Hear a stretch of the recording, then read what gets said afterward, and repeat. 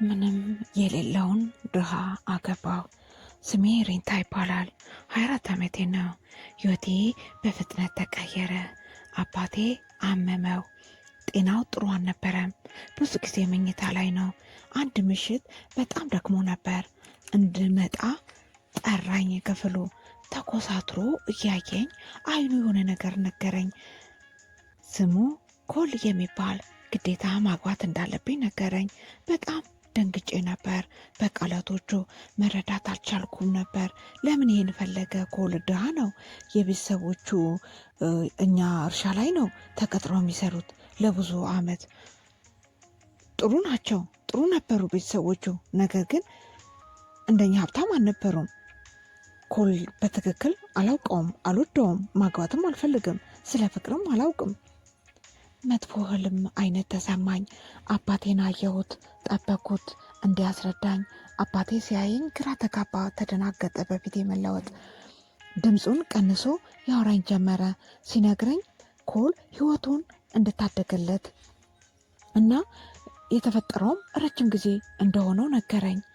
አባቴ ሲል ኮል በጣም ደፋር ወጣት ነው ይለኛል። ከሞትም ታድጎኛል ሲለኝ ይህ ጋብቻ የነበረው የእኔ መንገድ ነው። ኮል ህይወቴን ታድጎልኛል። እንደ ውለታ መመለስ ነው። ዕዳ ታውቂያለሽ፣ ዕዳ እንደ መመለስ ነው። ወጥመድ ውስጥ እንደገባው ቆጠርኩት። አባቴ በጣም አሞታል። ምናልባት ሊሞት ነው። የጠየቀኝ ነገር ለማድረግ ከባድ ነው። አንድ ነገር አድርጌም ፈልጌም አላውቅም። ትዳር ከባድ ነው። ምክንያቱም አባቴ የጠየቀኝ ነገር ፈጽሞ የማይቻል ነገር ነው። ልቤ ከበደ። ከባድ ነገር ነው የተሰማኝ። አይሆንም ማለት አልፈለኩም። ይህንን ማድረግ አልችልም። እንዴት ብዬ ልንገረው? ነገር ግን ፊቱ ሳዩ በጣም ደክሟል። ሙሉ ተስፋ ነበረው በዚህ ጋብቻ። አልተናገርኩትም ምንም ቃላት። አይሆንም ብዬ የመጨረሻ ምኞቱ ሊሆን ይችላል። ምናልባት የመጨረሻም ነገር ይሆናል። ሌላ ነገር በፍጹም ሊጠይቀኝም አይችልም። እንዴት አይሆንም ልበለው? በመሞቻው ሰዓት አባቴ ምንም ምርጫ እንደሌለው አይነት ሰው ተሰማኝ። አይሆንም ማለት አልቻልኩም። በመጨረሻ ግን ወሰንኩኝ። ቀስቀስ ያለ ሰርግ ተደረገ። ትንሽ ዝግጅት፣ ትልቅ ድግስ አልነበረም። ዘፈንም አልነበር። የደስታ ድምፅም አልነበር። ጸጥ ያለ ዝም ያለ፣ ማንም ፈገግ ያለ አልነበረም። የደስታ ቀን አልነበረም። የእናቴ ድሮ ቀሚስ ነው የለበስኩት። ነጭ ነው፣ አዲስና የተለየ አልነበረም። ኮል የለበሰው ሱፍ ነው፣ አሮጌ፣ አያምርበትም። ሩቅ አይነት ስሜት እየተሰማኝ ኮል አልነካኝም። በትንሹ ርቆ ቆሟል። አንዳንዴ ወደ ታች እያየ እንደ ደስተኛ አልነበረም። የተናገረው ትንሽ የቃላቶች ነው ለእኔ የተናገረው። ያለኝም አልጎዳሽም። ድምፁ ቀላል ያለ ነበር። ምን እንደሚያስብ አላውቅም፣ ግን ትሁት ነው። ብዙ ሰዎች ከገጠር መጥተው አዩን። ቆመው እያዩን አይኖቻቸው ማየት አልቻልኩም። ለየብቻቸው ያወራሉ ቀስ እያሉ። አውቃለሁ ምን እንደሚያወሩ። ስለ እኔ ነው የሚያወሩት። ሲያወሩ ያች የሀብታም ልጅ ናት፣ ገበሬውን አገባችው፣ ገበሬውን ማመን ያቃተን። ቃላቶቻቸው ድንጋይ እንደወረወሩብኝ አይነት ስሜት ተሰማኝ። በጣም እፍረት ተሰማኝ፣ ንዴት ተሰማኝ። ምክንያቱም ይሄ የኔ ምርጫ አይደለም። ፍርሃት ተሰማኝ። ይሄ አዲስ ህይወት ነው። ሚስት ሆኜ አላውቅም፣ አልወደውም፣ አልመረጥኩትም። ይቺ ቀን አዲስ ህይወት ጀመርኩኝ። አየሩ ቀዝቃዛ ነበር፣ ጸጥ ያለ እና ልቤ ሙሉ በፍርሃት ንዴት ነበር። በጣም ቀዝቃዛ ሰርግ ግን ቤቱ በጣም ትንሽ፣ 2 ክፍል ብቻ። አንድ ክፍሉ መኝታ፣ አልጋው አሮጌ፣ ቁም ሳጥን አሮጌው በጣም ያስጠላ ነበር። ሌላው ክፍል መቀመጫና መብያ ጠረጴዛና 2 ወንበር ነበረው። ቤቱና ፈርኒቸሩ አይመጣጠኑም። መሬቱ ጥቁር ነው። ፀሐይ በደንብ አይገባም። በትንሹ መስኮት ብርድ ተሰማኝ። ማሞቂያም የለውም እና ይሄ አዲስ ቤት ነው። የመጀመሪያ አዳር እዚህ ቤት ውስጥ ነው። በጣም ከባድ ነበር ለኔ። ሙሉ ለሙሉ የተሰማኝ ብቸኝነት በዚህ ቤት፣ በዚህ ጨለማ ቤት ውስጥ አልገባም። መኝታ ቤት ውስጥ እኔ ተቀምጫለሁ።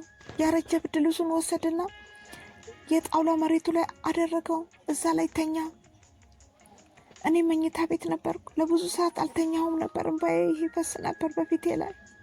ትራሱን ማበሰበስኩት በእንባ ሳለቀስ ቀስ ብዬ ነው። እንዳይሰማ እጥር ነበር። ድምፅ አላወጣሁም። ስለዚህ አልሰማኝም። እዚህ አዲሱ ቤት አስፈሪና ፍርሃት ተጨመረብኝ። ትዳር ምን እንደሆነ በፍጹም አላውቅም። ሁልጊዜ እንደዛ ቀጠለ። ማታ ማታ ኮል በጠዋት ይነሳል። ሁልጊዜ ፀሐይ ከመውጣቱ በፊት ወደ ውጭ ይወጣል። ሜዳው አካባቢ ካለው ቤት በጣም ነው የሚሰራው። ቀን ሙሉ ከጠዋት ጀምሮ ፀሐይ እስከምትገባ። በጣም ጠንካራ ነው። ስራ ይወድ ነበር። ስራው መስራት ብቻ ነው። ቤት አንዳንዴ ለማጽናት ሞክራለሁ በትንሹ፣ ወይም አንዳንድ ነገሮችን እያንቀሳቀስኩ። ጸጥታ ቤት ብዙ መስራት አልችልም። ኮል ወደ ምሽት ሲመጣ በስራ ደክሞ ነው። ትንሽ ምግብ ይበላል፣ ነገር ግን ብዙ አያወራም። ሲበላ ሁልጊዜ ዝምተኛ ነው። በፍጹም አይጠይቀኝም ለሱ ምግብ እንዲሰራለት፣ ማንኛውም ነገር አደርግለት። በቤት ውስጥ ቢሆን በፍጹም አይጮህብኝም። በቁጣ ፊትም አያኝም። መጥፎ ሰው አይደለም በዚህ መንገድ። ነገር ግን ደስተኛ አይደለውም። አየሁት? በፍጹም አላየሁትም። ፈገግ ሲል ፊት ሁሉ ጊዜ እንደተኮሳተረ ነው። አንዳንዴ ሲያይ በመከፋት ነው። ጸጥ ያለ ህይወት በሁለታችንም፣ የሚያስፈራ ህይወት በዚህ ቤት ውስጥ። አንድ ቀን ከሰዓት ያረጀውን ቁም ሳጥን ወደ መስኮቱ አደረግኩት። ስከፍተው ሳየው ውስጡ ከታች የሆነ ወረቀትና ትንሽ ጨርቅ አየው። ፎቶ ነው። ፎቶ አየው። ቀስ ብዬ ያነሳሁት የሴት ፎቶ ነበር። በጣም ቆንጅዬ የሆነች ረጅም ናት። ጥቁር ጸጉር፣ ፈገግታዋ ፊቷ ላይ ትሁት ነገር ናት። ስትታይ ደስተኛ ትመስላለች። በፎቶዋ ቆማ ከአበባው ጋር ተደግፋ። አላውቅም እች ሴት ለምን የእሷ ፎቶ እሱ ጋር አለ? ለምን አስቀመጠው ደብቆ ቁምሳጥን ስር? ፎቶን በእጄ ያዝኩ። ስታይ ፎቶ ረጅም ጊዜ ቆየ ነው። ስትታይ ፊቷ የቆየች ናት። አስደንጋጭ ከባድ ነገር ተሰማኝ ልቤ ውስጥ። ደስተኛ ሆና ሳይት ፊቷን ማናት እቺ ቆንጆ ሴት? እቺ በጣም የምታስፈልገው ናት ለኮል። ከዚህ በፊት ሴት አፍቅራው ታውቃለች? ይህ ጥያቄ በጭንቅላቴ መጣ። እኔን ከማግባቱ በፊት ኮል ፍቅረኛ ነበረችው። ሌላው ደግሞ አስቀመጥኩት ፎቶውን በጥንቃቄ መልሼ እሳው ቁም ሳጥን ውስጥ አሮጌ ወረቀት ውስጥ ዘጋሁት። ለኮል አልነገርኩትም እንዳገኘሁት፣ ግን ስለዚህ ማሰቤን ማቆም አልቻልኩም። ስለ ፎቶ እሱ ድብቅ ህይወቱ ናት። ለኮል ድብቅ ምን እንደሆነ ልረዳ አልቻልኩም። የእሷን ፎቶ ካየሁት ጀምሮ ብዙ ነገሮች ግራ እያጋቡኝ ነው። ስለሱ አንድ ቀን አንድ ሴት ጎረቤታችን ገጠር ውስጥ ልታወራን ገባች። ትንሽ ስታየን በመጥፎ ነበር። ከዛ ስጠይቀኝ ስለዚህ አታውቂም? ግራ ተጋባው። ማወቅ ማለት ጠየኳት። ጎረቤቴን ትንሽ ፈገግ አለች። የትህትና ነበረ ስትል ስለ ኮል የእሱ ያለፈ ህይወቱ ሁሉም ያውቃል ገጠር ውስጥ። ልቤ በጣም መታ። ጠበኳት ተጨማሪ እንድታወራልኝ ስለ ኮል፣ ስለ ፎቶ እንድታወራልኝ ስላገኘሁት ስለ ቆንጆዋ ሴት።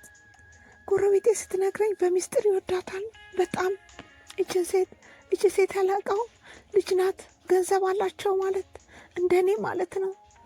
ግን ይቺ ሴት ትተዋለች ሄዳለች ጎረቤቴ ስትለኝ የኮልን ልብ ሰብረዋለች። በጣም አዝኗል። ከሄደች በኋላ አቁሟል። እንደ በፊቱ ፈገግታም የለውም። አቁሟል እና ሳቁም ጠፍተዋል። ጎረቤቴ ይህን ነገረችኝ። ተረዳሁ ብዙ ነገር ስላሰብኩት ስለዛ ስለ ፎቶ ኮል ደብቆኛል። ድንገት አየሁት። ኮል በአዲስ መንገድ ሲመጣ በጥንቃቄ ማየቴን ቀጠልኩ። ስራ ቦታም መልኩን አየሁት። ሳየው ፊቱን ደክሟል። ግን ደግሞ ሳስበው አንድ ነገር አየው። ምናልባት አዝኗል። ምናልባት ጎረቤቴ ነግራው ይሆን? ስላወራነው ነገር አሞት ይሆን? ምንም ነገር አላወራንም። ስላለፈ ህይወቱ ስላፈቀራ ሴት ምንም አላለኝም። ስሟንም አያነሳም። ስላለፈ ህይወቱ ይዞታል። ምናልባት አይኖቹ የእሱን ፍላጎት ያሳያሉ። ሲያዩን ባዶ ነን። አንዳንዴ ምናልባት ያስባል። ስላለፈው አደገኛ ነገር ተሰማኝ። ገጠር ኮልን ያውቁታል በጣም ልቡ ስለተሰበረ እኔ ብቻ ነኝ የማላውቀው የመጨረሻዋ የማላውቀዋ ሴት ገጠር ውስጥ። ጎረቤታችን የተናገረችው ቃላቶች ጭንቅላቴ ላይ ተቀመጡ። እኔ ሚስቱ ነኝ፣ እውነተኛ ፍቅረኛው ሄዳለች። እንደዛ ማሰብ ጀመርኩኝ። ለሱ ጉዳዩም አልነበርኩም። ልክ የተቀየርኩ ሴት ሊረሳት አልቻለም። ይህንን ሳስበው በጣም ፍርሃት ተሰማኝ። የእሱ ሚስት ነኝ። ምናልባት የእሱ ልብ ሌላ ሰው ነው ያለው። በጣም ከባድ ነገር ተሸከምኩኝ። አዲሱ ህይወቴ ብቸኝነት ስሜት ተሰማኝ። ከበፊቱ ትንሽዬ ቤት ይበልጥ ቀዘቀዘ። ኮልን አየሁት። በጣም ነው የገረመኝ። ስለ እሱ ማሰቡን አላቆምኩም። መቼ ነው እኔን ያሰበው? በጣም ከባድ ነው። ስለዛ ሳስብ አንድ ቀን ጠዋት ለማጽናት ወሰንኩኝ። ከቤቱ አጠገብ ማንም ሰው አይጠቀምበትም።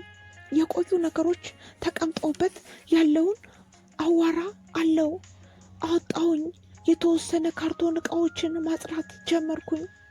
ካጸዳሁት በኋላ አንድ ነገር መሬት ላይ አየው። ከታች የእንጨት ሳጥን አሮጌ ትንሽ ወረቀት። ሲያዩት የቆየ ወረቀት አነሳሁት።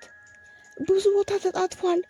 የተጻፈውን አየው። በወረቀቱ ላይ የኮል ነበር ጽሑፉ። በትንሹ ተገረምኩኝ። የኮል ደብዳቤ እዚህ ምን ይሰራል? ለእኔ ነበር ምናልባት የጻፈው አንድ ነገር ለእኔ እና ረስቶት ሳይሰጠኝ። ቀስ ብዬ ከፈትኩት ወረቀቱን። እጄ በትንሹ ተንቀጠቀጠ። ማንበብ ጀመርኩኝ ቃላቶቹን። ጽሑፉ ለእኔ አልነበረም። የተጻፈው ስለ ሌላ ሰው ነው። የተለየ ሰው፣ የተለየ ስም አየው። የሴት ስም ነበር። በደንብ ማንበብ ጀመርኩኝ። ኮለች ሴት የጻፈው ነበር ሲላት እስካሁን እንደሚያስባት ቃላቶቹ እንደዛ ይላሉ። ስለ አንቺ ነው ማልመው የኔ ውድ፣ ሁልጊዜ በልቤ ውስጥ አለሽ። ልቤ ቶሎ ቶሎ ይመታል። ስላለፈው ፍቅሩ ነበር የጻፈው። ስለዛችዋ ስለ ቆንጆዋ ሴት በፎቶ ያየኋት። ከዛ ነበብኩ። ስለ ጋብቻችን ስለ እኔ ጽፎ ነበር። ነገር ግን አሁን ግራ ገባኝ። ቀጠለ። ነገር ግን አሁን አግብቻለሁ አንዲት ሴት። በሚቀጥለው አረፍተ ነገር አነበብኩ። አልጎዳትም።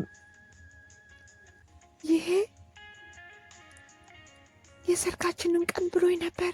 ከዛ ቀጥሎ የጻፈው ስለ እኔ ነበር። ልቤን ሰበረው ያለው።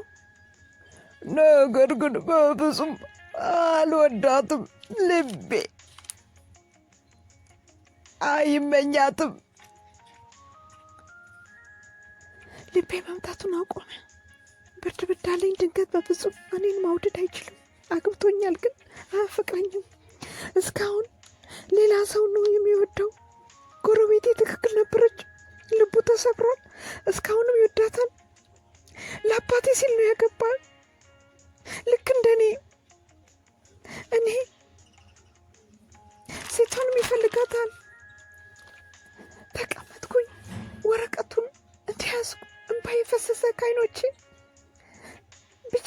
ተሰማኝ ከበፊቱ የበለጠ ብቸኝነት። አግብቻለሁ፣ ግን ባሌ አይወደኝም። ማንም ይወደኝ? በቤቴ አደገኛ ነገር ተሰማኝ። ከዚህ መውጣት እፈልጋለሁ፣ መጥፋት፣ ቤቱን ትቼ መሄድ እፈልጋለሁ። የገጠር ሕይወት እንደዚህ ነው። ከሱ ርቄ መሄድ እፈልጋለሁ። ምንም ከማይወደኝ ሰው ጋር መኖር አልፈልግም። ነገር ግን አቆምኩኝ ይህንን ሀሳብ ማሰብ። ወዴት መሄድ እችላለሁ? አባቴ ሞቷል። ቤተሰቦቼ፣ ህይወታችን ሁሉ የተሳሰረ ነው። ከእሱ ጋር የተገናኘ ነው። የትም መሄድ አልችልም። ወጥመድ ውስጥ ገብቻለሁ። የደበቀውን ወረቀት፣ የነገረኝን እውነት ልቤን በጣም ጎዳው። ወረቀቱን መልሼ ያስቀመጥኩኝ፣ ማጽዳቴን ጨረስኩኝ። ልቤ ግን ተሰብሯል። ይህ ህይወቴ ነው። አሁን ባለትዳር ነኝ። ሌላ ሰው ነው የሚያፈቅር። አንድ ቀን ማታ አንድ ችግር ተፈጠረ። ከሰፈራችን እሳት ተነሳ። ያ እሳት ከኛ ከአጠገባችን ከእንስሶች ቤት አጠገብ ነበር። እሳቱን አየነው። መቆየት አልፈለግንም። እየሮጥን ሄደን እሳት ወደሚነድበት። ደፋር ነበር ሊያድናቸው ከብቶችንና ፈረሶችን። በጣም ፈራው፣ ግን ተከተልኩት ልረዳው። እየሮጥን ሁለታችንም። ንፋሱ በጣም ይሞቅ ነበር። ጭሱ ለመተንፈስ ይከብድ ነበር። ለማጥፋትም መታገል ጀመርን። ውሃ አገኘን። እየረጭን ነበልባሉ ቦታ በጣም ከባድ ስራ ነበር፣ አደገኛ። ብዙ አናወራም፣ ብቻ አብረን እንሰራለን። እንስሳቶቹ እሳቱ እንዳይደርስባቸው እየሞከርን እንዳይጎዳቸው እሳቱን ለማጥፋት እየተዋጋን። ኮል አመመው። እሳቱ በጣም አቃጠለው፣ እጁን አቃጠለው። በጣም ያመው ነበር። እሳቱ መጨረሻ ቀነሰ። ነገር ግን እጁ መረዳት ይፈልግ ነበር። አሞታል። እሳቱ በጠቅላላ ከጠፋም በኋላ ረዳሁት። እጁ የተቃጠለውን እጁ ንጹህ ውሃ ፈለኩኝ። ንጹህ ጨርቅ ተጠንቅቄ አጸዳሁለት። የቆሰለውን ቦታ ጸጥ አለ። በደንብ አየኝ። ጨረስኩኝ ማጽናቴን። ይህ ሰዓት የተለየ ነበር። አይኖቹ ፊቴን አዩ። እንደ በፊቱ አይደለም። አስተያየቱ ለማመስገን ነው። ስሜን ጠራው። አመሰግናለሁ ሪንታ። ለመጀመሪያ ጊዜ ስሜን ሲጠራው እንደዚህ ሲያየኝ እኔ ነኝ እዚህ የነበርኩት የምረዳው። ሌላ የሚረዳው ሰው አልነበረም። እንደ ሚስቱ አይደለሁም፣ እንደ ግዴታም አይደለም። እሳቱ ከተፈጠረ በኋላ በመሀላችን ነገሮች ተለወጡ። ጭንቅላቴ ቀጠለ። ስለዛ ስላገኘሁት ወረቀት ሁሉ ነገር እሷን ማሰብ ሆነ። አውቃለሁ ስለ ወረቀቱ፣ ጠይቀዋለሁ። ቃላቶች ከባድ ነው። እንዴት ብዬ እንደምጠይቀው ልቤ ከበደኝ። አየሁት። በጸጥታ ቁጭ ብሏል። መሬቱን አየው። ሲታይ ደክሞታል። እሳቱ ለእኛ ከባድ ጊዜ ነበር ያሳለፍነው። ትንፋሽን ውጪ ኮል ቀስ ብዬ ጠራሁት። ወደ ላይ አየኝ። አይኖቹ ደክመዋል፣ ግን ደግሞ ተረጋግቷል። ትንሽ ጠንከር ብዬ ደብዳቤ አግኝቼ ነበር። ያገኘሁት ደብዳቤ ግራ አጋባኝ። ሳጸዳ እቃ ውስጥ ለሌላ ሰው ነው አንተ የጻፍከው የሚለው በፍጹም መውደድ እንደማችል ነው። እኔን ማውራቴን ከጨረስኩ በኋላ ድምፄ ጸጥ አለ። ኮል አልተናገረም። ለትንሽ ሰዓት ዝም ብሎ አየኝ። ከዛ ተረድቶኝ አዎን፣ የጻፍኩት የደብዳቤው የኔ ነው። እኔ ነኝ የጻፍኩት። እውነት ነው። ስላለፈው ህይወቴ ማውራቱን ቀስ አለ። ድምፁ ቀነሰ። የበፊት ፍቅረኛው እንደነበረች፣ በጣም እንደሚወዳት እንደነበረ፣ ሁሉ ነገር እንደነበረች፣ ለሱ ጥላው እንደሄደች፣ ተመልሳ አልመጣችም። ያ በጣም እንደጎዳው ልቤን ሰብረዋለች። ከዛ በኋላ በፍጹም ሌላ ማፍቀርም አልችልም። እንደገና ስለ ሴት ማሰብ አልፈልግም። አቆምኩኝ ማመን ፍቅርን። ከዛ ጥያቄ ጠየቅኩት ጭንቅላቴ ውስጥ ለረጅም ጊዜ ነበረውን። ታዲያ ለምን እኔን አገባኝ? ከእንደገና ወደ ታች እያየ አባትሽ ጠይቆኝ ነው። ያመመው ጊዜ መጥቶ ነበር ሲለኝ አንዴ ህይወቱን ታድጌለት ነበረ። ያንን ጠየቀኝ። አንቺን እንዳገባና እንድንከባከብሽ ለመነኝ። ኮል አየኝ እንደገና፣ አይኖቹ በሐዘን እዳ እንዳለብኝ ተሰማኝ። የመጨረሻ ምኞቱን አይሆንም አልቀበልም ማለት አልቻልኩም። ያኔ ግዴታ ነበረው። ስለዚህ ነው ያገባሁሽ። ምክንያቱም ለውለታ ነው፣ በፍቅር አይደለም። የሰማሁት ነገር እውነት ነው። በጣም አሳምም ነበረ። አይኖቼ እንባን ማውጣት ጀመሩ። ኮል አይኖቹ በእንባ ታጠቡ። እዛው ተቀምጠን እርስ በራሳችን እየተያየን አንድ ላይ አለቀስን። ለመጀመሪያ ጊዜ ሙሉ ለሙሉ አንድ ለአንዳችን የዋዎች ሆነን ሐዘናችንና ህመማችን ተካፈልን። የተለየ ነገር ተሰማን። ነገር ግን ቢሆንም በጣም አስፈላጊ ነበር በሁለታችን መካከል የተፈጠረውን። ከዛ ትንሽ ሰዓት ማልቀሳችንን አቆምን። የኮልን ፊት አየሁት። አሁን የተለየ ነው። በደንብ ተከፈተ። ሳስበው ስለኛ ህይወት ነው፣ እንዴት እንደጀመር ነው። ደስተኞች አልነበርንም፣ ግን ምናልባት ልንሞክር እንችላለን የተሻለ ለማድረግ። ኮል የምልሽ ምናልባት ከእንደገና መጀመር እንችላለን። እኔን እያየኝ መጀመሪያ አልተረዳሁትም፣ አብራራሁለት። እኔ እናንተ እኮ እንደ ባልና ሚስቶች አይደለንም በአሁኑ ሰዓት፣ ግን ምናልባት ጓደኞች ለመሆን ሞክር። ለረጅም ሰዓት አየኝ። ክፍሉ ጸጥ አለ። ከዛ ቀስ ብሎ መረዳቱን በጭንቅላቱ ነቀነቀ። ለሰከንድ ፈገግ አለ። ፊቱን አሳዩ በትንሹ። እሺ፣ ምናልባት ይህ ሰዓታችን ነው ለመሞከር። ጥሩ ሀሳብ ነው ያመጣሽው፣ ወድጄዋለሁ። በቃሉ በትንሹ ተስማማን። ግን ለመጀመሪያ ጊዜ ረጅሙን መንገድ የመራመድ ስሜት ተሰማኝ። ተስማማን ጓደኛሞች ለመሆን፣ እንደ አዲስ ለመጀመር። ለእኛ የዋሆች ሆንን። ህይወታችንን መገንባት፣ ሀዘናችንን መካፈል፣ ግዴታ ያለፈ ህመማችንን በማንሳት አይደለም። ከዛ በኋላ ምሽት ሁሉ ነገር ጀመርን። በኔና በኩል መሀል ያለውን ጀመርን ማውራት። ከዛ ምንም ነገር ከማድረጋችን በፊት ስለ ትንሽ ነገር ማውራት ጀመርን።